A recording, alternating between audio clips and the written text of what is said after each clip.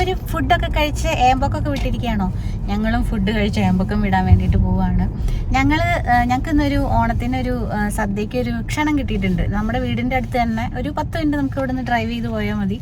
10 minute വേണ്ട, ഒരു 5 minute drive ചെയ്ത് പോയാൽ മതി. നമ്മുടെ ഈ ജർമ്മനിയിൽ അല്ലെങ്കിൽ യൂറോപ്പിൽ തന്നെ ഈ ഓണസദ്യ ഡിസ്ട്രിബ്യൂട്ട് ചെയ്യുന്ന അല്ലെങ്കിൽ എല്ലാ സാധനങ്ങളും ഡിസ്ട്രിബ്യൂട്ട് ചെയ്യുന്ന ഒരു ഓൺട്രപ്രണറുടെ വീട്ടിലോട്ടാണ് നമ്മളിന്ന് പോകുന്നത്.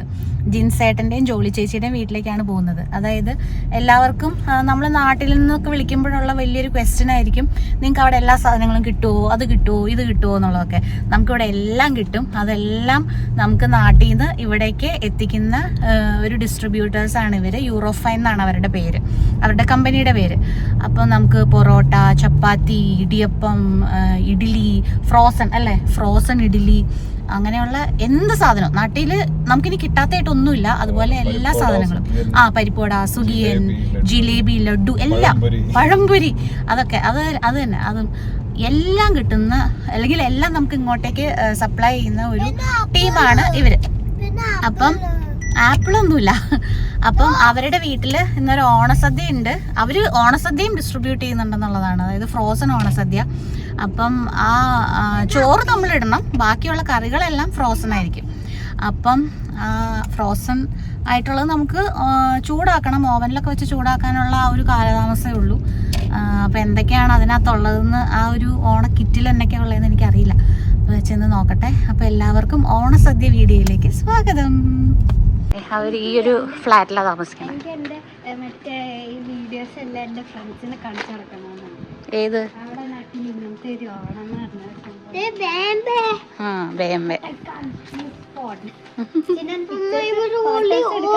പറഞ്ഞ ഫോട്ടോസ് ഞാൻ നിനക്ക് അയച്ചു തരാം. അന്ന് ഞാൻ കാണിച്ചു കൊടുത്താൽ.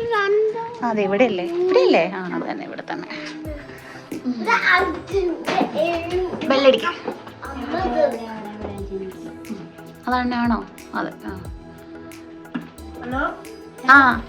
നീതു ആൻ്റിയാ. Joke happy Onam. Happy Onam പറയടാ. എൻ്റെ ദൈവമേ.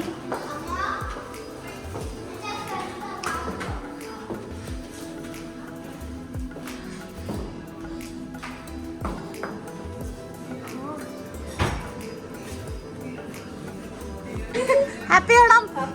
ഓ, എനിക്ക് വയ്യ. സെറ്റ് സാരി ഒക്കെ എടുത്ത് ഫുൾ സെറ്റപ്പിലാണല്ലോ. ഇതാണ് നമ്മൾ പറഞ്ഞ ജോളി ചേച്ചി. എവിടെയോ അവരെന്തേ? മറ്റവരെന്തേ? ഇതാണ് മുതലാളി. ഞാൻ ചെറിയ വീഡിയോ എടുക്കുമായിരുന്നു ചേട്ടാ.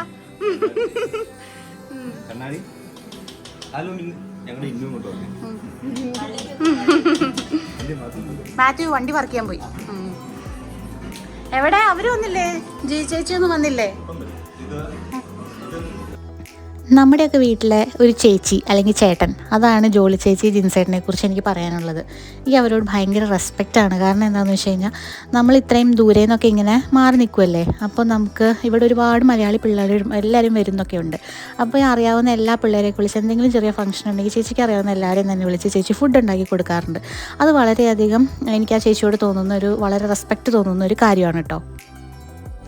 ഇവർക്ക് 4 കുട്ടികളുണ്ട്, 4 ആൺകുട്ടികൾ. മൂത്തയാൾക്ക് 19 വയസ്സും ഇളയാൾക്ക് 6 വയസ്സുമാണ് കേട്ടോ ഉള്ളത്. ഓണസദ്യയുടെ വലിയൊരു പാക്കറ്റ്. ഇത് വലിയ പാക്കറ്റാണല്ലോ ഞാൻ ഉദ്ദേശിച്ചതിനേക്കാളും. ഞാൻ പാക്കറ്റ് കണ്ടില്ലായിരുന്നു. വേറെ പാക്കറ്റായിരുന്നു. ഇതിനകത്ത് 5 പേർക്ക് പറ്റൂലേ ഒരു സദ്യ എന്ന് പറയണേ? ഓ, മറ്റേ കറികൾ, ചോറ് നമ്മളിടണം, എന്നിട്ട് ബാക്കി കറികൾ. എന്തൊക്കെ കറികളാണല്ലേ നോക്കട്ടെ. ഇത് ബീട്രൂട്ടിന്റെ കിച്ചടി, പിന്നെ പരിപ്പ് കറി, ഇത് ഓലൻ, സ്വീറ്റ് കറി, പൈനാപ്പിളിന്റെ പൈനാപ്പിൾ കിച്ചടി, അവിയല്, സാമ്പാർ, പിന്നെ ക്യാബേജ് തോരൻ, പിന്നെ 2 പായസമുണ്ടല്ലേ, അടപ്രഥമനും പിന്നെ പരിപ്പ്. അടിപൊളി. ഈ പരിപ്പ് ഭയങ്കര ഇഷ്ടം. പിന്നെ ഇതൊക്കെ ഇല്ലേ, ഈ തോരൻ, ഈ മെഴുക്കുവരട്ടി, പിന്നെ അവിയല്, സാമ്പാർ, ഇതൊക്കെ തന്നെ.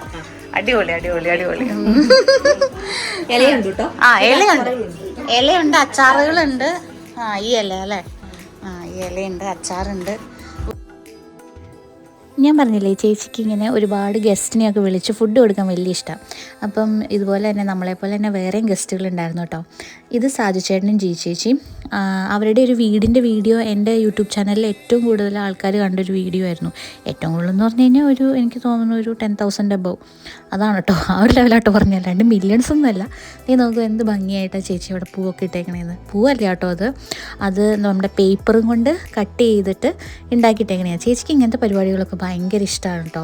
അതായത് ഇങ്ങനെ പൂക്കൾ ഉണ്ടാക്കുക, ഇങ്ങനെ ഒരുപാട് ഇങ്ങനെ ഈ ക്രാഫ്റ്റ്, അതൊക്കെ ഭയങ്കര ഇഷ്ടമാണ്. എനിക്കിങ്ങനെ ഭയങ്കര രസമാണ് ചേച്ചിയുടെ ഇങ്ങനത്തെ ഇതൊക്കെ. ഭയങ്കര മിടുക്കിയാണ് ആൾ. അപ്പോൾ ഞങ്ങൾ കുട്ടികളെ എല്ലാവരെയും ആദ്യം ഞങ്ങൾ നിലത്തിരുത്തി അവർക്ക് ഫുഡ് കൊടുത്തു. എന്നിട്ട് ഞങ്ങൾക്ക് വേണ്ടിയിട്ടുള്ള ഫുഡ് വിളമ്പുകയാണ് കേട്ടോ ചെയ്തത്. അപ്പോൾ നമുക്ക് ചോറും പിന്നെ ഏതാണ്ട് 17 കൂട്ടം കറിയുണ്ടെന്നാണ് ചേച്ചി പറഞ്ഞത്, ഇൻക്ലൂഡിങ് അച്ചാറുകൾ.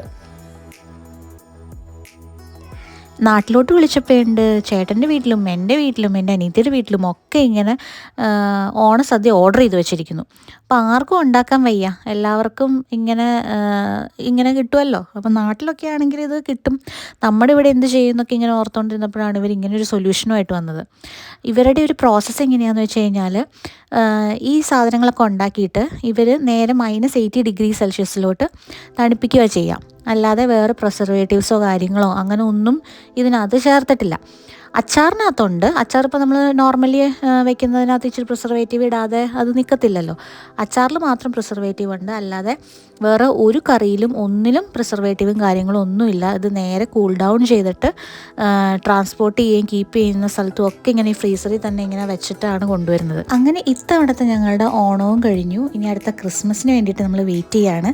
എല്ലാവരും ഹെൽത്തി ആയിട്ടും ഹാപ്പി ആയിട്ടിരിക്കുക. ബൈ.